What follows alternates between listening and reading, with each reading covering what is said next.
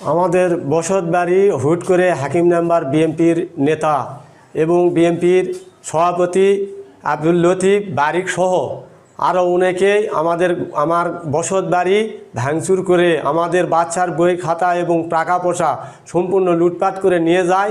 এ বিষয়ে আমরা থানাতে একটা মামলা দায়ের করি। মামলাতে ওনারা জামিন হয়ে আসার পরে আমাদের ভয় ভীতি অনেক কিছু দেখাচ্ছে, আমাদেরকে মারে ফেলবে, আরও অনেক কিছু বলতেছে। এ বিষয়ে আমরা গণপ্রজাতন্ত্রী বাংলাদেশ সরকার তারেক রহমানের কাছে ন্যায্য বিচার চাই এবং আমাদের হলো জীবনের নিরাপত্তা চাই। আমি ইন্টার ফার্স্ট ইয়ারে পড়ি মর্তুজাপুর কলেজে। আমাদের বাড়িঘরের সব কিছু ভেঙে দেয় হাকিম মেম্বার। আমাদের বই খাতা যা ছিল সব কিছু পানিতে ফালায় দেয়। আমাদের আসবাবপত্র যা ছিল কাপড় চোপড় সব কিছু লুটপাট করে নিয়ে চলে যায়। আমরা যে কাপড় চোপড় পরবো এই ধরনের কোনো কাপড় চোপড় আমাদের নাই।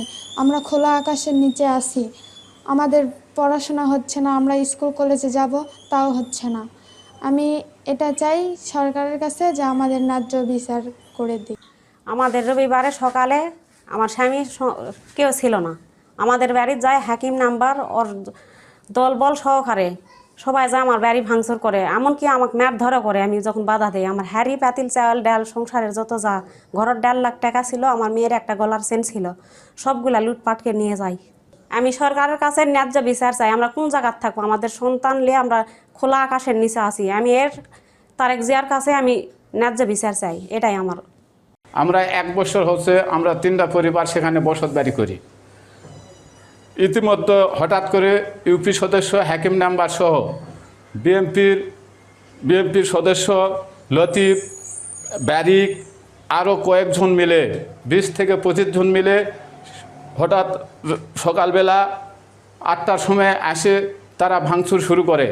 সেখানে আমরা বাধা দিতে আসলে আমাদের মারপিট ধরপ্রস্ত অনেক কিছু করে এবং আমাদের সংসারের যাবতীয় সেখানে টাকা ছিল আমাদের 1.5 লক্ষ এবং চাউল ডাল আলু টালু বাচ্চাদের বই খাতা যা আছে সম্পূর্ণ তারা নষ্ট করে ফেলায়। আমাদের বাড়ি ভাঙচুর করছে, আমাদের বই খাতা সব পানিতে ফেলায় দিছে। আমরা স্কুলে যেতে পারছি না, পড়াশোনা করতে পারছি না। আমরা সরকারের কাছে বিচার চাচ্ছি, তারা যেন সুস্থভাবে আমাদের বিচার করে দেয়।